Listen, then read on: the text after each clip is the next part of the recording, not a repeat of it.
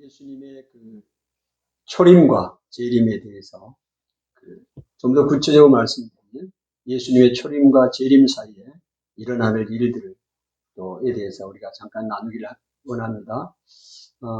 여러분 12월은 성탄절이 있는 달이죠. 다음 주가 성탄절입니다. 예수님의 성탄절은 예수님이 초림하신 처음 이제 이 땅에 오신 날이잖아요. 초림과 재림 사이에 대해서 초림에 대해서는 우리가 잘 알고 있는데 예수님의 재림에 대해서는 잘 모르는 사람들이 참 많이 있어요. 오늘 이 초림과 재림은 우연히 일어난 것이 아니라 이미 성경에 예언되어 있습니다. 예수님이 오시기 전에 700년 전에는 이사야 선지자를 통해서 예언이 되어 있고 또 약 500년 전에는 스가랴 선지자를 통해서 예언이 되어 있죠. 그래서 이 초림과 재림 사이, 우리가 지금 초림과 재림 사이에 우리가 서 있잖아요. 지금 예수님이 2000년에 오셨고 아직 예수님은 재림하실 텐데 아직 안 오셨고 그 사이에 일어난 일들을 스가랴서를 통해서 하나님이 보여주고 계시는데요. 오늘 그 부분들을 좀 살펴보기를 원합니다. 먼저 스가랴서 1장부터 이제 8장까지, 그다음에 전체적으로 14장까지 있는데요. 크게 이렇게 생각을 해본다면 1장부터 8장까지는 8개 이제 환상이 나오죠. 그 환상을 통해서 앞으로 또 예수님이 오시게 될 것이고 또 오신 이후에 어떤 일이 일어날 것인가. 그 다음에 예수님이 오셔서 이 세상을 어떻게 심판하시고 또 영원한 하나님의 나라, 요한계시록에 있는 말씀처럼 묵시적인 그런 성격이 있는 것이죠. 먼저 우리가 간단하게 1장부터 8장에 8개 환상을 보여주셨는데 그 환상의 내용들을 이제 본다면 포로에서 돌아온 이스라엘 백성들 좌절하고 낙심하고 성전을 재건하려고 하지만 힘들고 어려운 상황 가운데 있고 또 우리의 삶을 적용해 본다면 모든 것이 힘들고 어렵고 절망과 좌절과 또 내 뜻대로 되지 않는 그런 상황 속에 있는 것을 본다면 포로에서 돌아온 바벨론, 포로에서 돌아온 이스라엘 백성들과 우리의 삶과 그리 크게 차이는 없지 않나 이런 생각을 해봅니다. 그런 가운데 있는 자들에게 성전 재건에 대한 확신, 또 비전, 하나님이 함께 하시겠다, 모든 악인들을 제거하시겠다, 이런 내용이 8가지 환상 중에 있는 것이죠. 간단하게 우리가 살펴보면 첫 번째 환상은 말을 탄 사람들의 환상이죠. 그 환상을 통해서 하나님께서 이 온 세상을 다 두루 살펴보시고 또 주관하고 계신다는 것을 보여주고 있고요. 두 번째 그 환상으로는 어떤 환상이냐, 네 뿔을 가진 네 뿔을 파괴하는 겁니다. 이 얘기는 이스라엘을 괴롭혔던 네 나라들, 강력한 세력들을 하나님께서 제거하시겠다. 악인들을 제거하시겠다. 파괴하겠다는 겁니다. 그 다음에 이제 세 번째 환상으로는 측량할 수 없는 예루살렘 성곽을 이야기를 하죠. 예루살렘 성을. 그러니까 하나님께서 바벨론의 포로로 잡혀갔던 그들을 다시 돌아오게 하시고 그 예루살렘에 사람이 없는 황량한 그 거리에 사람들이 넘쳐나서 측량할 수 없을 정도로 성곽이 없는 예루살렘 성읍이 될 정도로 하나님께서 부흥하고 회복해 주신다는 것을 세 번째 환상으로 말씀해 주셨고요. 그러면서 네 번째 환상은 이제 대제사장의 환상이죠. 그래서 대제사장으로 이제 생각되는 그런 결국은 예수 그리스도를 상징하는 건데요. 성전의 회복, 성전을 다시 재건하겠다는 것을 이야기를 해주고 있습니다. 하나님께서 이스라엘 백성들이 성전을 재건하려다가 16년 동안 중단된 상태에 있는데 다시 성전을 재건해서 대제사장 여호수아를 거룩하게 만들어서 예배를 회복시키겠다. 하나님의 의지를 보여주고 있는 것입니다. 그리고 다섯 번째로 등잔과 등대와 두 감람나무 환상을 보여주셨죠. 이 얘기는 이제 회복된 성전이 하나님의 능력으로 성령의 기름 부으심으로 이제 성전의 기능을 유다의 공동체를 회복해 주시겠다를 이야기를 하고 있습니다. 이 사건은 이제 이 8가지 환상과 앞으로 될 일과도 연관되어지는 것입니다. 무슨 얘기인가요? 예수 그리스도가 이 땅에 오시고 그 다음에 오순절의 성령 강림 사건도 예견해 주시는 것이죠. 그래서 또 이런 회복은 우리의 힘으로 되는 것이 아니라 우리의 힘과 능력으로 되는 것이 아니라 오직 하나님의 능력으로, 하나님의 영으로 가능하다. 오늘 이 땅의 회복도, 교회의 회복도 우리의 힘으로 되는 것이 아니라 하나님의 영의 능력으로, 성령의 능력으로 가능하다. 이거를 보여주고 있는 것이죠. 그래서 이제 그 다음에 이제 여섯 번째 환상은 날아가는 두루마리 환상이었죠. 날아가는 그 두루마리입니다. 그 날아가는 두루마리는 거기에 모든 이스라엘의 죄들이 기록되어 있고 그 죄를 하나님이 반드시 심판하신다. 죄의 청결을 우리가 정화되어야 하는 삶을 이야기를 하고 있습니다. 오늘 우리에게 요구되는 것은요. 오늘 우리가 믿음으로 하나님 앞에서 하나님과의 교제를, 하나님 주신 은혜를 지속적으로 누릴 수 있는 것은 회개로부터 시작된다. 진정한 오늘 교회 생활, 성도의 하나님과의 교제는 회개로부터, 진정한 회개로부터 이루어진다는 것을 보여주고 있는데요. 그 이후에 9장부터 14장까지에도 동일한 주제들을 가지고 이야기를 하고 있습니다. 그 다음에 이제 일곱 번째 두 광주리의 여인인데요. 그 악을, 이스라엘에는 악을 하나님이 다 제거해 버리겠다. 다 사라지게 하겠다. 예수님이 이 땅에 오시면, 재림을 하시면요. 이 땅의 모든 악은 다 제거됩니다.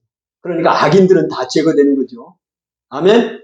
네, 그거를 오늘 우리가 살아가고 있는 이 시대, 예수님의 초림과 재림 시대를 살고 있는 우리들에게도 하나님이 동일한 역사를 행하고 계십니다. 지금 악이 성행하는 것 같고 악인들이 득세하는 것 같지만 하나님은 그들을 주목하고 그들을 제거하실 것이다. 아멘? 그거를 스가랴서 환상을 통해서 보여주고 있는 것이죠. 마지막 여덟 번째 네 병거의 환상인데요. 그 악인들을 척결하십니다. 네? 반드시 악인들을 척결합니다. 이게 8가지 환상입니다. 1장부터 8장까지 나온 8가지 환상을 쭉 한번 살펴봤고요. 이 환상을 중심으로 이제 9장부터 14장까지는 예수 그리스도의 메시아의 초림과 그 재림, 그 사이에 일어난 일들, 재림 이후에 있어야 할 일어날 일들을 오늘 우리의 삶 속에서 어떻게 또 적용해 나갈 수 있나, 이런 상당히 복잡한 이런 내용인데요. 여러분이 잘 이해를 해 주셨으면 좋겠어요. 짧은 시간에 우리가 다 나눌 수는 없지만 좀 나눠보려고 합니다. 그러면 먼저 오늘 두 번째 환상과 여덟 번째 환상을 보면 그 이스라엘을 괴롭혔던 그 나라들, 주변의 나라들, 예? 포로로 잡아갖고 힘들게 했던 그런 나라들, 하나님이 그들을 징계의 도구로 사용했지만 교만한 나라들입니다. 마치 하나님처럼 자기들이 하나님의 자리에 앉아있는 그런 교만한 사람들이, 그런 나라들을 하나님이 어떻게 하시냐, 징벌하신다는 거죠. 네 뿔의 환상을 통해서 대장장이가 와서 네 뿔을 다 제거하잖아요. 그리고 여덟 번째 네 병거의 환상을 통해서 북쪽으로 나갔던 그 말을 탄 사람들이 전부 북쪽의 바벨론 그 악의 세력들 제거한다는 걸 보여주는데, 오늘 그 부분을 먼저 하나님께서 이스라엘의 대적들을 징계하고 징벌합니다. 여러분, 이스라엘은 누구예요? 여기서 1차적으로는 그냥 유대 이스라엘을 이야기하지만 궁극적으로는 영적인 이스라엘입니다. 영적인 이스라엘 누구예요? 하나님의 백성들이에요. 아멘? 그리고 하나님의 교회고요. 할렐루야! 하나님의 교회와 하나님의 백성이 영적인 이스라엘로 표현되어 있는 것이죠. 여러분, 그렇게 이해를 하셔야 됩니다. 그러면 이 이스라엘을 괴롭힌 대적을 이제 제거를 하는데요. 그 내용이 스가랴서 9장에 나옵니다. 그 9장에 이제 나오는데, 거기에 보면 이제 대표적인 나라들이 나와요. 다메섹이 나오고, 그 다음에 두로와 시돈이 나오고, 그 다음에 아수르도 나오고, 블레셋도 나옵니다. 이런 나라들은 이스라엘을 끊임없이 괴롭혔고, 하나님을 대적했고, 교만한 나라들이고, 하나님을 인정하지 않는 그런 나라들입니다. 대표적인 거예요. 그 나라들을 하나님이 징계를 하십니다. 그 중에 하나가 이제 두로와 시돈인데요. 여러분, 두로와 시돈은 지도를 보면 베니게 지역입니다. 페니키아 지역에 두로와 시돈이 위치해 있어요. 이 두로와 시돈, 특별히 두로는 하나님께서 어떻게 하시겠다고 말씀을 하느냐면, 스가랴서 9장 3절 4절에 보니까 두로는 자기를 위하여 요새를 건축하며, 그 다음에 주께서 그를 정복하시고 그의 권세를 바다에 쳐 넣으시니 불에 삼켜지리라. 그 두로를 하나님이 어떻게 징계하는가를 보여주고 있잖아요. 그것들은 어떻게 해요? 그들을 정복해서 그의 권세를 바다에 쳐놓고, 이 바다가 나오잖아요. 바다에 쳐놓고 그가 불에 삼켜지리라. 왜 바다가 나왔느냐? 에스겔서 28장 2절에 보면 이렇게 이야기합니다. 두로가 이야기를 합니다. 두로는 나는 신이라 이야기합니다. 나는 신. 우리 개역 개정에는 신이라고 이야기를 했고 개역 한글 성경에는 나는 하나님이라 했거든요. 두로가 자기가 하나님이래요. 나는 하나님이라. 내가 하나님의 자리, 곧 바다의 가운데 앉았도다. 얼마나 교만합니까? 자기가 하나님이래요. 그리고 바다의 중심, 하나님의 자리, 하나님의 보좌, 곧 바다의 중심, 바다 가운데 자기가 앉아서 이야기를 하고 있습니다. 너가 하나님의 마음과 같은 체 할지라도 너는 사람이고 신이 아니다. 하나님 분명히 말씀해요. 너는 사람이고 신이 아니야. 신이 아니요. 이런 교만한 이 두로를 하나님께서 어떻게 징벌하십니까? 바다에 넣는 게 아니라 쳐넣어버리고 불살라버리고. 여러분, 이게 하나님의 말씀은 그냥 한번 해보는 게 아니라 역사적으로 증명됩니다. 이 두로가요, 그런 바다에서 800m 떨어져 있는, 육지에서 800m 떨어져 있는 곳에 두로 나라를 세웠습니다. 그래서 부와 명예를 가지고 있던 거예요. 그래서 은과 금을 아주 그냥 진흙처럼, 티끌처럼 여기 어마어마한 부를 가지고 있는 나라가 부의 상징이 두로예요. 네? 부의 상징이 두로라. 교만의 상징이 두로. 그런 나라에 하나님이 그들이 얼마나 초롱성 같은 이 성을 가지고 난공불락을 이루고 있느냐. 네. 아수르가 공격해 왔을 때 5년 동안을 버팁니다. 5년 동안 버텨요. 그래서 그 다음에 바벨론이 침공해 왔을 때 13년 동안을 버텨요. 5년, 13년. 그러나 바벨론의 침공과 알렉산더 대왕의 침공으로 두로는 멸망을 되고 완전히 역사에 사라져 바다에 쳐넣어져 불살라져. 하나님이 예언했던 대로 스가랴서에서 말씀했던 대로 그대로 역사 속에 일어나는 거예요. 할렐루야. 여러분, 하나님의 말씀은 1.1핵도 변함이 없습니다. 지금 안 이루어지는 것 같고 지금 아무것도 없는 것 같아도 눈에 보이는 것 없고 손에 잡히는 것 없는 것 같아도 하나님의 말씀은 그대로 이루어진다. 할렐루야. 그걸 보여주고 있는 거예요. 오늘 스가랴 선지자를 통하여 이 세상의 역사의 주관자가 누구냐? 하나님이시다. 두로가 아니고 바벨론이 아니고 블레셋이 아니다. 그거를 우리에게 보여주고 있는 것이죠. 여러분, 블레셋은요, 이스라엘의 역사상 계속해서 이스라엘을 괴롭혔던 나라입니다. 거기에 5개 나라가, 도시가 있어요. 그런데 하나님께서 오늘 스가랴 9장에 보면 이 블레셋을 어떻게 하느냐. 그들의 그 어떤 도시는 아파하고 어떤 도시는 자손이 없고 어떤 도시는 지도자가 없을 것이고 어떤 도시는 잡조, 혼혈력이 될 것이다. 그대로 이릅니다. 이 바벨론이 공격을 해왔어요. 이 블레셋, 그 지중해 이스라엘 옆에 붙어있는 끊임없이 이스라엘을 괴롭혔던 다곤신을 섬기고 우상을 섬겼던 그 나라, 상징적인 나라, 강대국, 다 그 도시를 하나님이 그대로 해요. 그래서 블레셋은요, 팔레스틴이라는 그 지명만 남기고 역사에서 사라져버렸어요. 없어요. 그래서 그 이스라엘 그 뒤쪽에 이쪽 전체를 팔레스틴이라고 그러잖아요. 예? 블레셋 이름이에요. 그 이름만 남겨 지금 없어요. 그런데 하나님께서요, 이런 그 멸망 가운데서도 이 스가랴서를 통해서 애언서잖아요. 애언에 대한 부분이잖아요. 그리고 완전히 그러면 그 블레셋을 없앴느냐. 그 에그론 같은 경우는 여부스와 같이 될 것이다. 그렇게 이야기를 합니다. 이 얘기는 무슨 얘기냐면 여부스는 그 다윗 왕이 예루살렘을 점령할 때 그 예루살렘 성을 점령하고 있던 그 원족이 누구냐? 형제 차리고 원족이 누구냐? 거기가 여부스였어요. 여부스를 다 이제 점령해서 이스라엘 백성들에게 동화되어 버렸어요. 여부스가. 그것처럼 블레셋의 한 강력한 도시인 에그론이 여부스처럼 될 것이라. 이 말은 그들도 이제 예루살렘의 속국이 되고 또 예루살렘과 함께 동하고 남은 자를 하나님이 블레셋의 남은 자를 돌아오게 하겠다. 무슨 얘기입니까? 이스라엘을 괴롭혔던 이방 민족이잖아요. 그 이방 민족에게도 하나님이 구원의 기회를 주어서 하나님을 믿게 하겠다. 아멘. 여러분, 우리가 이방 민족 아닙니까? 유대인만 이스라엘 민족이고 선민이고 나머지 나라는 전부 이방 아니에요. 그 이방인에게도 하나님이 구원의 문을 이미 열어줬어요. 구약부터. 할렐루야. 하나님의 놀라운 계획을 우리가 성경을 통해서 보게 됩니다. 하나님의 역사의 주관자이시라는 것을 우리에게 보게 됩니다. 그럼 하나님께서 이렇게 이스라엘을 괴롭혔던 영적인 하나님의 교회와 하나님의 백성을 괴롭힌 자들을 하나님이 이렇게 징계하신다는 것을 보여주는데 어떻게 징계를 하시느냐. 그 이스라엘 백성들을 여러 가지 모양으로 나타납니다.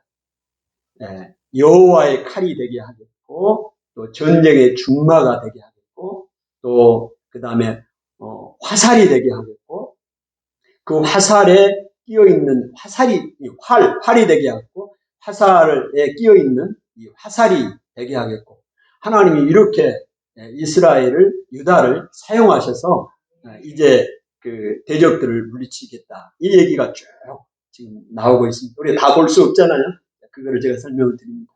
자, 그 중에 또 하나의 이제 그 상징이 뭐냐면 나뭇가지 속에 있는 화로라고 표현합니다. 이스라엘. 여러분, 나무가 있어요. 나무에 활발 타는 화로가 있습니다. 불이 붙어야 안 보여요. 산불이 나는 거지. 산불이 확 다 타버립니다. 그 다음에 그 곡식 들판에 있는 횃불. 누가 생각이 납니까? 삼손 생각나잖아요. 삼손이 그냥 여우 300마리 잡아가지고 꼬리를 묶어가지고 그때 횃불을 막 돌아가니까 전부 블레셋 그 지방이 들판에다 타버렸잖아요. 하나님이 그 상징을 도유합니다. 이스라엘 백성을 그 곡식단 가운데 있는 횃불과 다 급속하게 그들을 징계하겠다. 이 부분을 또 우리가 다르게 해석할 수 있습니다. 하나님께서 이스라엘 백성, 영적인 이스라엘 백성을 사용하셔서 마치 그 나뭇가지에 그 있는 화로와 같이 또 그 곡식단 가운데 있는 횃불과 같이 급속하게 하나님의 복음이 급속하게 증거하겠다. 전파되겠다. 이런 상징도 우리가 볼 수가 있고 해석을 할 수가 있습니다. 하나님께서 이렇게 행하시는 것을 보게 됩니다. 또한 어떤 상징을 사용하느냐. 술에 취한 잔과 같다. 이스라엘 백성을 술에 취한 잔과 같다. 옛날 성경에는 술 취한 잔과 같다. 여러분, 술에 취한 잔. 술 취한 사람이 어떻게 돼? 비틀비틀하는 겁니다. 주변의 나라들이 이스라엘을 그렇게 공격하고 강대국이고 강한 세력을 갖고 있지만 마치 술에 취한 잔과 같이 술에 취한 사람같이 비틀거리고 아무 힘을 쓰지 못하게 한다는 것입니다. 그 다음에 무거운 돌과 같게 합니다. 무거운 돌. 여러분, 무거운 돌이 그때 당시에 아마 이걸 유추할 때 그때 고대 근동에는 오늘날 게임처럼 이 무거운 돌을 파워의 사나이들이 천하산사 씨름하는 것처럼 무거운 돌을 많이 높게 드는 사람이 이기는 그런 게임이 있었다고 해요. 여러분, 무거운 돌을 들다가 허리 다쳐 발등 찍어 못 드는 거예요. 반석입니다, 반석. 그래서 그들을 상하게 하겠다. 그 대적들을. 이 얘기를 또 다른 관점으로 우리가 설명을 해보면 하나님의 복음이 지금 이 초림과 재림 사이에 어떤 일이 있느냐. 하나님의 복음은 확산되는 것입니다. 마치 그 이방 세력들, 하나님을 알지 못하는 그 이방 세력들, 복음을 드려야 할 그들에게 급속하게 번지되고 그 다음에 이게 술 취한 자처럼 확산되게 하겠다는 거죠. 또 그 다음에 이 그들의 공격 앞에서 무거운 돌이 뭐예요? 무거운 돌. 움직이지를 못하는 거예요. 하나님이 반석 위에 하나님의 교회를 세우시고 하나님의 성도들을 보호하신다. 이 무거운 돌이라는 건 상징적으로 그런 말입니다. 우리를 지키신다. 여러분, 이 세상의 공격들이요, 어떻게 표현되어 있느냐. 이 공격하는 양상을 보여주죠. 스가랴 12장 3절에 보니까 천하만국이 그것을 취하려고 모여든다. 천하만국이 어디? 온 세상입니다. 온 세상이 그것을 취하려고. 그것이 뭡니까? 예루살렘이에요. 하나님의 교회입니다. 하나님의 성도들을 취하려고. 자기들이 뺏어가려고, 자기들의 세력 아래에 놓으려고 함께 모여옵니다. 여러분, 사단이, 이 세상의 권력이 하나님의 교회를 위해서, 하나님의 교회를 공격하는 패턴 중에 하나가 뭐냐? 함께 몰려온다는 겁니다. 어마어마한 세력이 연합해가지고 전천하 만국이 그것을 취하려고 모여온다. 아멘? 그러니까 이건 뭐를 보여주느냐? 하나님의 교회, 하나님의 성도를 대적하고 괴롭히려는 이 세력들이 얼마나 연합을 해서, 연합해서 온다는 것을 보여주고 있습니다. 그럴지라도 하나님이 어떻게 하신다? 무거운 돌이 되게 하셔서 움직이지를 못하게 해. 하나님의 교회를, 하나님의 백성들을. 아멘. 오늘 이 시대는 마찬가지입니다.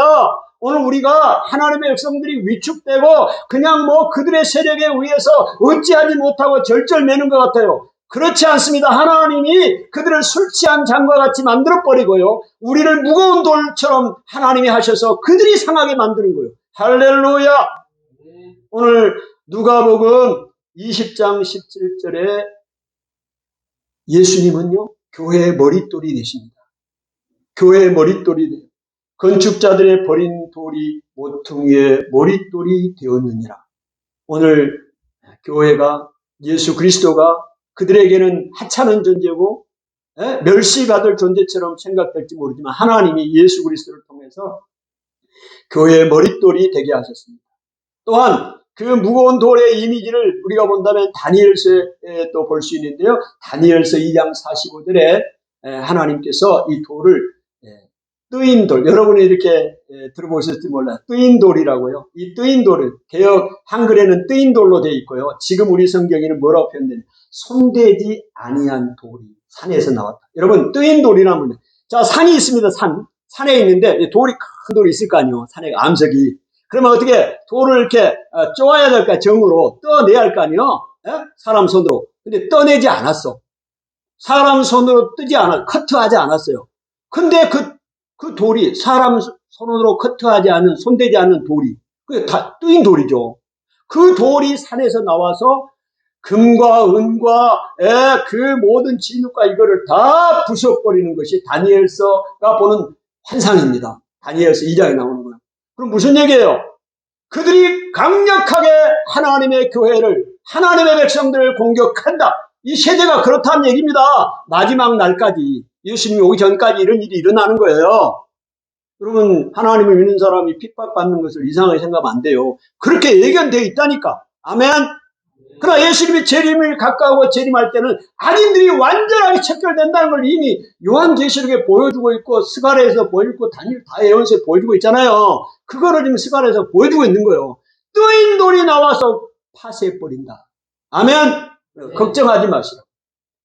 하나님의 교회는 음부의 권세가 이기지 못합니다. 하나님의 백성들도 마찬가지예요. 핍박이 있어요. 그러나 하나님께서 그들 술 취한 잔과 같이 만들고 무거운 돌처럼 하나님이 보호해 주신다. 이것을 우리에게 보여주고 있습니다.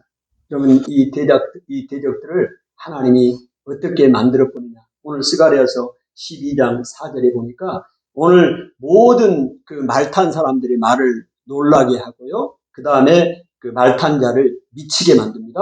또 하나는 세 가지 재앙이 나는데 모든 민족의 말을 쳐서 눈을 멀게 합니다. 자, 세 가지를 하나님이 하는데 그 말탄 자들을 어떻게 한다고요? 그 말을 놀라게 해. 자, 놀라게 하는 거요. 놀라게. 그 다음에 말탄 자들을 미치게 만들어. 미치게 하는 게 뭐예요? 정신병을 걸려. 미치게 만들어. 그 다음에 또 하나가 모든 민족의 말을 어떻게 한다고요? 눈이 멀게 만들어. 그러니까 하나는 세 가지 재앙을 내리는데 하나가 뭐였어요? 예? 놀라게 하는 거. 깜짝 놀라게. 두 번째, 미치게 만들어. 말탄 자들을 미치게 만들어. 정신병을. 또 세 번째, 말에 눈을 멀게.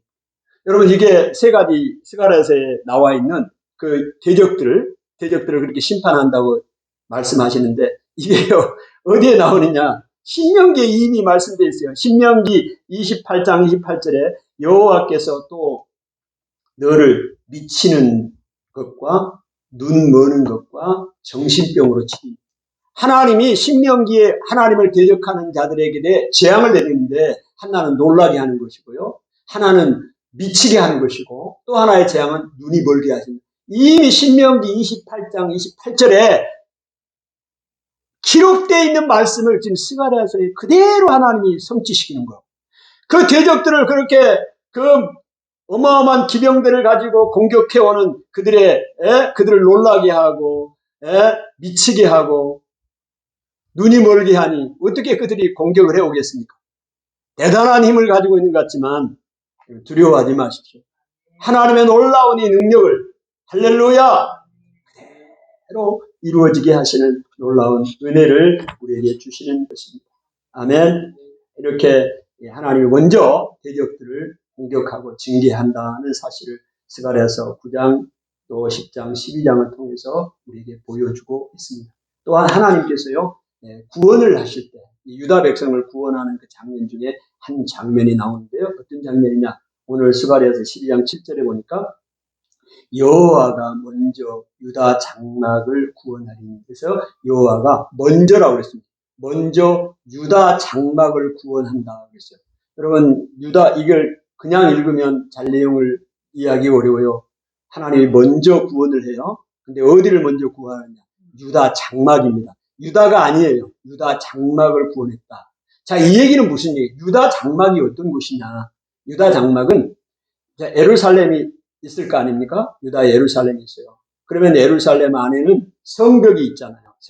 성벽은 안전합니다. 그 안에 성벽이 쳐져 있으니까 적들이 공격을 못 해와요. 그 예루살렘 안에는 성은 유다 장막이 아니에요.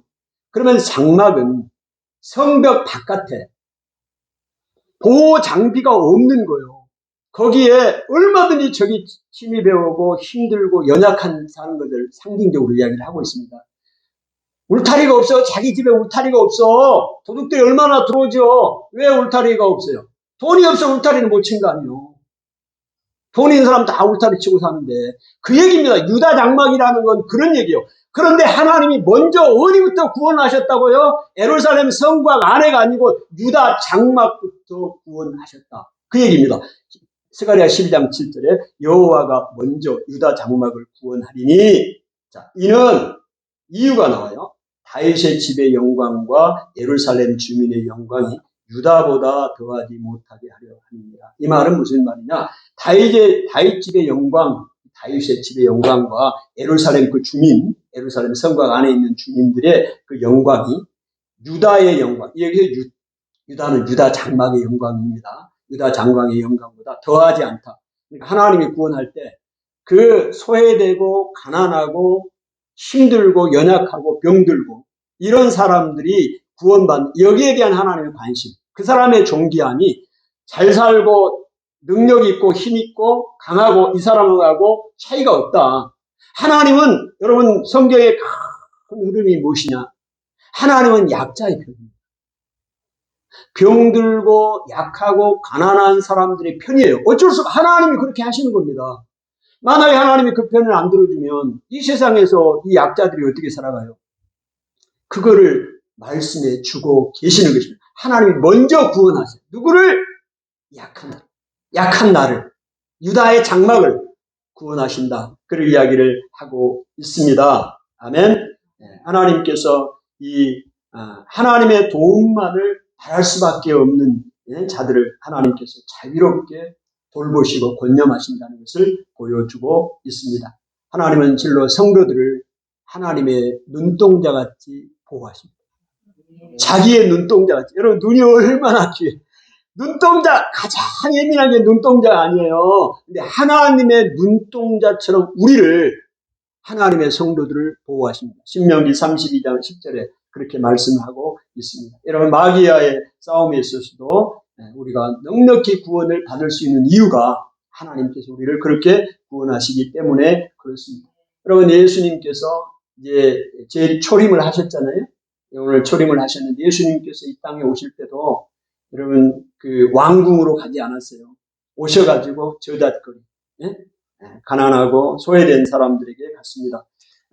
저잣거리, 가난하고 소외된 자들로 향했다. 이사야 선지자는 이 부분을 61장 1절에 이야기를 하고 있잖아요. 예수님에 대한 예언의 메시지죠. 주 여호와의 영이 내게 임하셨으니 이는 여호와께서 내게 기름을 부으사 가난한 자에게 아름다운 소식을 전해. 여러분, 가난한 자입니다. 여기서 가난한 자는 마음도 가난한 자를 나타낼 수 있지만 실제로 가난한 자예요. 예수님이 이 땅에 오셔서 주 여호와의 영이 내게 임하셨으니 내게 기름을 부으사 가난한 자에게, 가난한 자입니다. 부자가 아니에요. 실제 가난한 자라고. 가난한 자에게 아름다운 소식을 전하는, 이 아름다운 소식이 예수 그리스도가 이 땅에 구원자로 오셨다는 소식, 복음 아닙니까? 가난한 자에게 아름다운 소식을 전하게 하려 하십니다. 나를 보내사, 예수님을 보내사, 하나님이 예수 그리스도를 이 땅에 보내사 마음이 상한 자를 고치시고 포로된 자에게 자유를, 갇힌 자에게 노임을 선포하는, 이거 예수님이 이 땅에 오신 이유를 이사야 선지자가 말씀하고 있는 거예요. 가난한 자, 눌린 자, 갇힌 자, 마음이 상한 자, 이런 사람들을 위로하고 세우고 자유를 주고 노임을 주기 위해서 이 땅에 오셨다. 그러면 가난한 자를 하나님이 돌보신 하나님이셔요. 여러분, 이 말씀을 사도 바울이 고린도 후서에 표현합니다. 저는 이 말씀을 다시 한번 보면서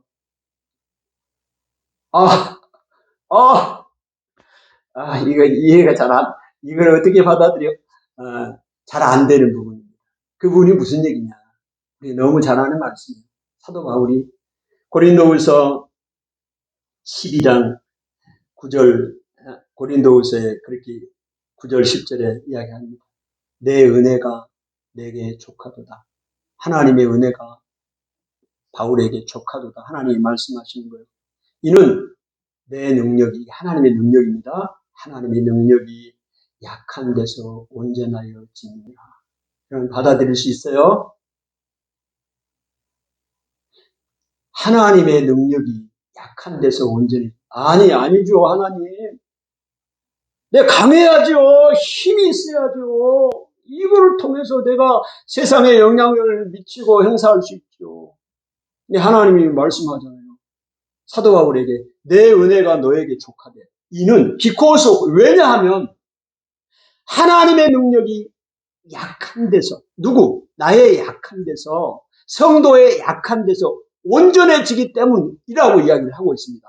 그래서 바울이 이 사실을 알고 어떻게 고백을 하느냐, 이어서 이야기하는, 그러므로 도리어 크게 기뻐하고. 그래서 이 대목에 주여, 저 그러고 싶지 않은데, 강해져야 되는데, 힘이 세져야 되고 능력이 있어야 되는데 무슨 도리어 이 약한 것을 내가 자랑한다고? 그러므로 도리어 크게 기뻐함으로 나의 여러 약한 것들에 대하여 자랑한다. 약한 것들, 바울이 약한 것들을 자랑한다. 약한 건 뭐예요? 병든 거 약한 거예요. 고난받는 거 약한 거. 세상에 지금 막 푸시당하고 쪼들리고 내가 힘이 없고 이게 약한 거예요. 근데 바울은 이걸 자랑한데 뭐가 이해가 돼요? 자랑해? 이걸 왜 자랑해? 약한데 뭘 자랑해? 그런데 하나님의 능력이 약한 데서 온전해진다는 거잖아요. 바울은 그걸 믿는 거죠. 하나님의 말씀을. 그러면서 이는 자랑하리니 이는 그리스도의 능력이 내게 머물게 하리라. 내가 약해. 바울이 그냥 한 얘기가 아니에요. 그냥 대단한 사람처럼 하면 보이려고 나는 약한 것을 기뻐하고 자랑하는 거야. 대단하네 바울이 근거가 있다니까요. 왜? 내가 약할 때 하나님의 능력이 내게 머물러요. 아멘? 여러분, 하나님이 약한 자를 강하게 하시는데요. 강하게 하시는데 오늘 어떻게 하시느냐? 세상의 힘과 능력을 주심으로 강하게 하지 않습니다. 오늘 세상의 힘과 능력을 우리에게 주심으로 우리가 이 세상을 이겨나가게 하지 않아요. 뭐냐면 하나님이 함께 하십니다. 임마누엘. 하나님이 함께 하심으로 하나님이 우리로 하여금 이 세상에서 살게 하시는 거예요. 두려워하지 않고 당당하게 이겨 나갈 수 있도록 하시고, 어떻게 하시면 우리에게 힘과 능력을 주심으로가 아니라, 세상의 힘과 능력을 주심으로가 아니라 하나님이 함께 하시고, 이걸 임마누엘이다 하잖아요. 하나님 우리가 함께 하신다. 임마누엘. 하나님이 함께 하심으로 우리에게 그날을 주신다. 그거를 스가랴서 12장 8절 9절 이야기를 하고 있습니다. 그날에 여호와가 예루살렘 주민을 보호하리니 그 중에 약한 자가 다윗 같겠고 다윗의 족속은 하나님 같고 우리 앞에 서 있는 여호와의 사자가 될 것이라. 9절 예루살렘을 치러 오는 이방 나라들을 그날에 내가 멸하기를 힘쓰리라. 하나님이 함께 하십니다. 하나님이 함께 하심으로 이방 나라들을 멸할 것이다. 하나님이 하신다는 겁니다. 이 말이 임마누엘이잖아요. 하나님 우리와 함께 하십니다. 예수 그리스도가 이 땅에 오셨습니다. 초림하셨습니다. 성탄절이 옵니다. 예수님 우리와 함께 하시는 거예요. 보이지 않는 하나님이 우리와 함께 하십니다. 구약 시대에 보이지 않는 하나님이 구약의 이스라엘 백성들과 함께 하신 증거가 뭡니까? 보여주는 게 뭐예요? 그게 성막이에요. 성전이라고요. 성전을 지으면서 하나님이 거기에 함께 하신다는 걸 보여주는 거예요. 우리 눈으로 보게 하는 거예요. 하나님이 보이지 않는 하나님이 우리와 함께 하시는구나. 성막을 보면서, 성전을 보면서 하나님 우리와 함께 하시는구나 보여주는 것입니다. 오늘 스가랴 선지자가 예언하지 않습니까? 누가 오시는 거예요? 이제 우리와 함께 하시는 분이 임마누엘이잖아요. 임마누엘이 누구예요? 예수 그리스도, 하나님의 아들 예수 그리스도가 이 땅에 하나님이 육신의 몸을 입고 사람의 몸을 입고 이 땅에 오신 것 아닙니까? 아멘. 임마누엘의 하나님 예수 그리스도가 우리와 함께 하시는 거예요. 여러분, 이 땅에 신약 시대 예수님의 초림과 재림 시대를 살고 있는 우리에게 예수 그리스도가 우리와 함께 하시고 이 세상을 넉넉히 이기게 하신다는 사실입니다. 아멘. 예. 그 다음에 이제 하나님이 이렇게 하신다는 것을 이야기를 하셨고, 그 다음에는 시간이 많이 갔기 때문에 다음 시간에 한번 할 수 있는데 여기 부분만 간단하게 이야기를 하겠습니다. 이렇게 하나님이 은혜를 주셨고 그 다음에 일어나는 일들은 하나님 우리에게 은혜를 구하라고 합니다. 10장에 스가랴 10장에 봄비가 올 때에 은혜를 구하라. 그러면 소낙비를 내려주시겠다고 해요. 여러분, 봄비는 이스라엘은 비가 두 개가 있다고 해요. 이른 비와 늦은 비입니다. 이른 비는 오늘 우리 태양력으로만 10월, 11월 달에 내리는 비. 곡식 밭을 파종하기에 내린 비예요.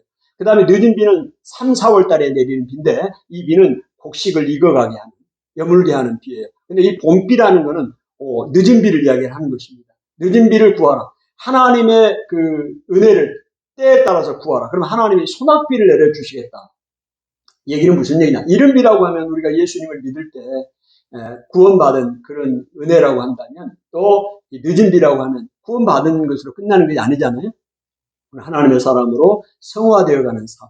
오늘 우리가 하나님의 은혜를 구해야 삽니다. 하나님의 자녀로 살아갈 수 있다. 이 얘기를 하고 있는 것이고요. 그 은혜를 구하라는 것 그 다음에 하나가 크게 회개를 촉구합니다. 오늘 하나님의 사람들에게 회개를 촉구. 스가랴서 환상 가운데도 오늘 그 날아다니는 두루마리 환상도 있었잖아요. 그 다음에 악을 제거하는 환상도 있었고, 그것처럼 오늘 신약 초림과 재림 사이에 우리가 살고 있는 우리들에게 뭘 요구하느냐? 회개를 요구합니다. 회개. 그 회개도요, 그 이스라엘 백성들 요시아가 죽었을 때 그 온 이스라엘 백성들이 애통했어요. 여러분, 왜 요시아가 죽었을 때 그 많은 그 회개가 애통함이 있었느냐?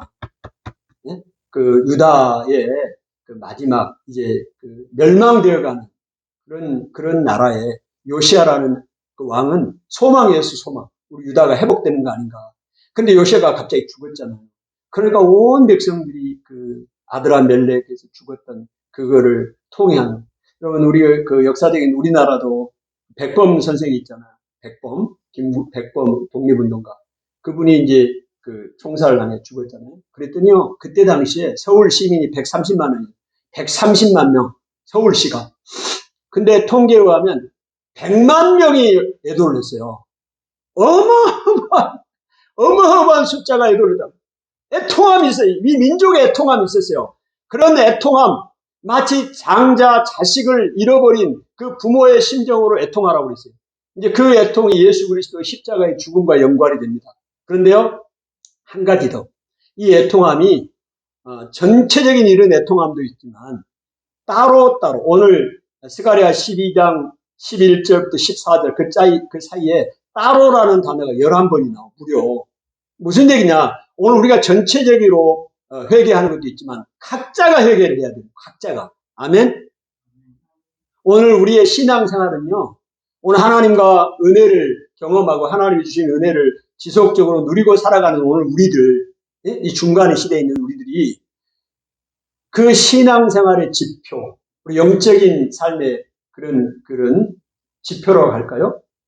그거는 뭐냐면 회개로부터 시작됩니다. 진정한 회개. 내가 죄인이고 예수 그리스도가 십자가에 죽으신 내 죄를 대신해서 죽었다는 그 일에 대한 내가 죽어야 될 회개, 철저한 회개가 내 개인적으로 일어나야 됩니다. 이것이 일어날 때 오늘 우리가 신앙생활을 할 수 있다. 그래서 아까 환상 가운데 이제 악을 제거하는 두루마리 환상이라든지 광주리 속의 여인을 악을 제거하는 환상들 나오잖아요. 오늘 우리가 어떻게 이 신앙생활을 할 것이냐.